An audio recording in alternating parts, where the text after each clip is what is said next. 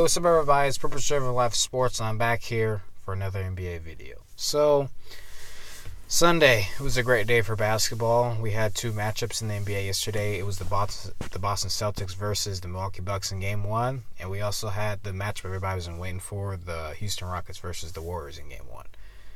Now, the Celtics and Bucks, I picked the Celtics to win in 7 just because I thought the matchups and the talent of Boston, even though they're really close in Milwaukee and Boston, I just thought the talent and more depth came in Boston's favor, per se. I believe Boston could actually win in 5 now. I think I changed my mind.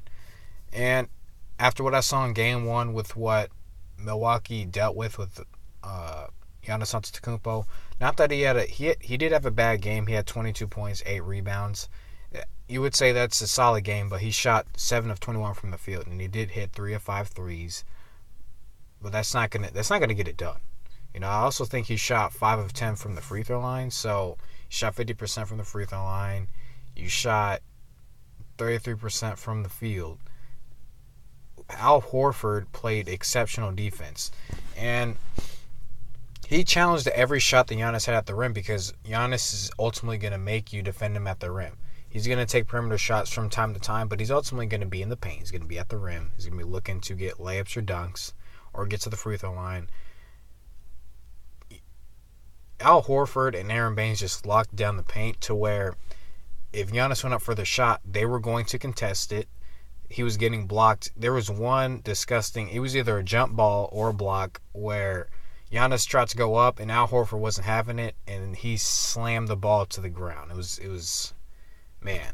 And then one thing I will say this: the Bucks were not able to make shots in the first game, and to me that really affected them, because I think this game, had they made shots, would have been closer, even though I still would have picked Boston to win. It's something about Boston. I just think that people are discounting them too much, and they're kind of going with what is what a lot of people in the media who are like actual smart media, sports media people say it's recency bias, will rethink that just because Milwaukee's, they're hot right now, that they're the team, that they're really a great team. Yes, they're a great team.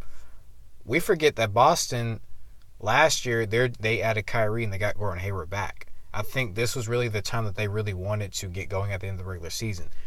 And like I said, recency bias, people are like, oh, well, we haven't seen them play well and they just played Indiana. Yeah, well, it's the first round and you're getting warmed up. I think Boston knows that there's a lot of doubts. They're just playing right now. They're not really, now they've stopped listening to the outside noise. They're just playing their game. So,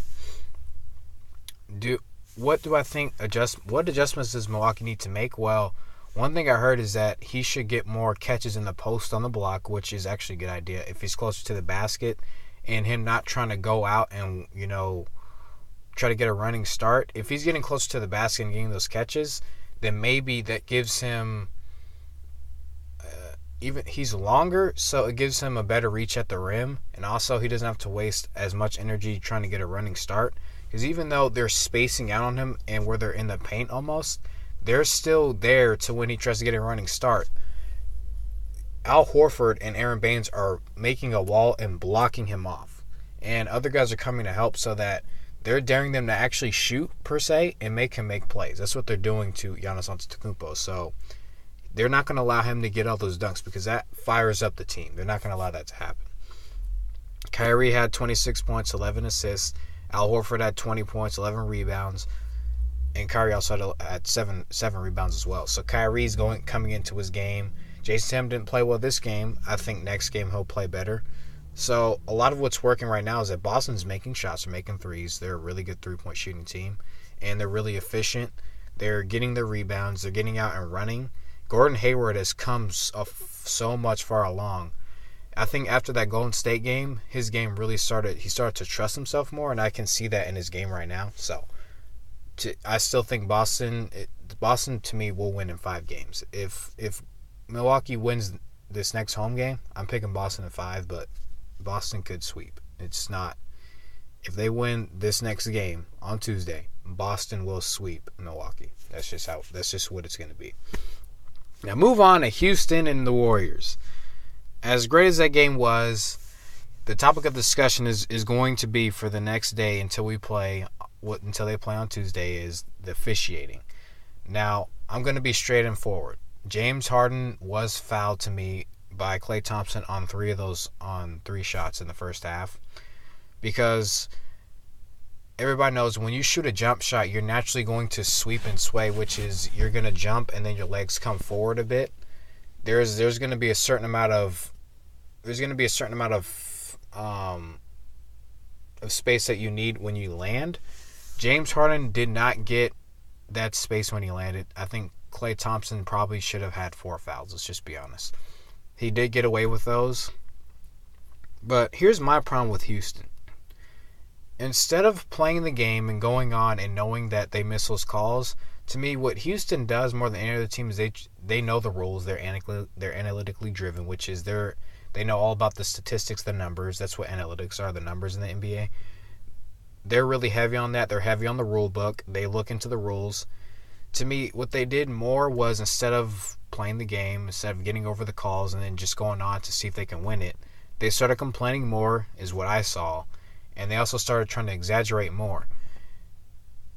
James Harden the whole team shot 29 free throws, which I'm pretty sure was way more than what Golden State got. James Harden shot 14 free throws. What more do you want? You're getting to the line more than any other player in the league. Your whole team's getting to the line more than any other player in the league. People think that Houston plays fast. That's not what they want to do. What they do is James Harden and their isolation styles to lull you to sleep so that James Harden can drive by you, either get a lob to Clint Capella at the rim, get a floater at the rim for James Harden, or kick it to somebody in the corner. So it's a system that uses 20 seconds on each possession. The only time they really play fast is when they're on a fast break. But every possession they're looking to use 20 seconds on the clock and get an open 3, get a step back 3, a lob or a layup, or James Harden draws a foul. Like I said, free throws, layups, or threes. That's all Houston does. You take out the free throws, they can only score in 2 ways. To me, Golden State did an excellent job of contesting shots. And what I don't like about Houston is that when you're flailing and you're flopping and you're trying to draw all this contact instead of just shooting the ball, then refs are obviously going to look for that and they're not going to give you the calls. The way you have James Harden is hard to officiate, because when you try to contest a shot, I think James Harden is actually kicking people when he lands. And what I see is that he's jumping and he's shooting, but he's looking to get contact, so he's just sweeping and then not even landing. He's looking to kind of land into the defender. What can you do? Because as a defender, you're trying to contest the shot. But if this man is always trying to look for contact and always trying to find a way to manipulate the rules, which is, okay, you're really near me, so I'm just going to try to draw the foul, that's annoying. Houston to me is an annoying team to watch at times, because to me, too often they look to get fouls. James Harden is a guy, to me, if he's not getting fouls, he's very ineffective. And here's a reason why. He shot 4 of 16 from 3. He shot 9 of 28 from the field.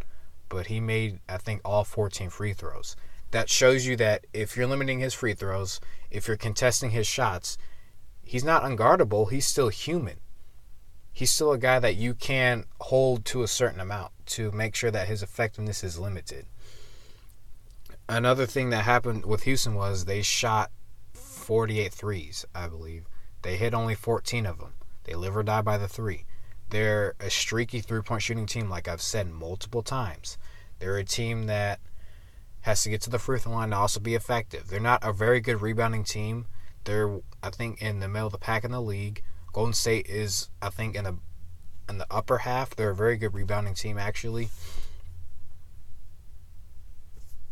James Harden is a great player. I wish he would just play the game instead of looking to get fouls. I wish the whole Houston team would do that.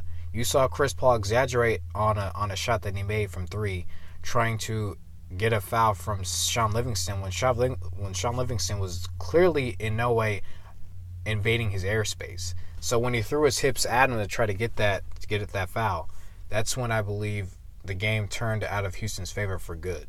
Because refs aren't going to give you that. When they see that you're exaggerating to get that call, oh, it's out the window. Now, you weren't getting calls before, but now that you want to exaggerate it, they told you that they missed those calls. So what do you do instead? You want to go exaggerate more. If you're playing the game like you regularly were, and James Harden was not exaggerating on those 4 missed calls. He was getting fouled.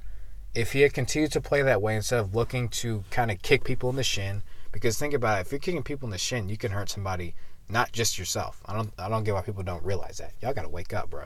Anyway, he needs. All I'm gonna say for the Houston Rockets is just play basketball. You know, people keep talking about how Golden State gets technical fouls, that they need to play the game. Well, Golden State gets a lot of uncalled fouls. Let's just be honest too. But to me, what they did better than Houston was they continued to play after or through the whistle. When there was nothing called, Golden State was out the other end getting shots and making shots. James Harden was on the other end getting up from a no call or from a call that shouldn't have been made that wasn't made. When you're back on the other end complaining, you're giving up another possession. Just what it is. So, Houston, if they want to win this series, I don't think they will win. I think their best chance to win was first game. Golden State might win in 5. I said 6 to begin a few days ago. I'm thinking Golden State might win in 5. Because they have that mental edge now over Houston, which is, okay, you guys are looking for fouls instead of trying to play the game. That's a mental edge that they can have over them. Kevin Durant had another 35 points. Steph Curry hit the dagger. I'm not surprised at what Golden State did. Golden State has been, I would say, off in terms of shooting, but their defense has stepped up, and they've played exceptionally well on the defensive end, which has to be in with Draymond Green. Draymond Green had another, I think he had over 10 points, 9 rebounds, 9 assists. When he's doing his thing, which is being the all-around guy, their team flows better. Then KD is just scoring. Steph is just doing his thing, which is Steph Curry's actually getting better at drawing fouls and getting to the line now instead of relying heavily on jump shots. Klay Thompson, if Klay Thompson's just defending and just getting his shots when it's there, then he's doing his job. This Hamptons 5 lineup is just, it to me is tormenting Houston because there's no use for Clint Capella on the floor. Because he's not rebounding, he's not getting his shots at the rim. Draymond Green is neutralizing a guy who's about 3 inches taller than him. 3-4 inches taller. So, this Hamptons 5 to me is one of the best lineups in NBA history. Golden State, they just play their game. They play better than Houston. They just won the game.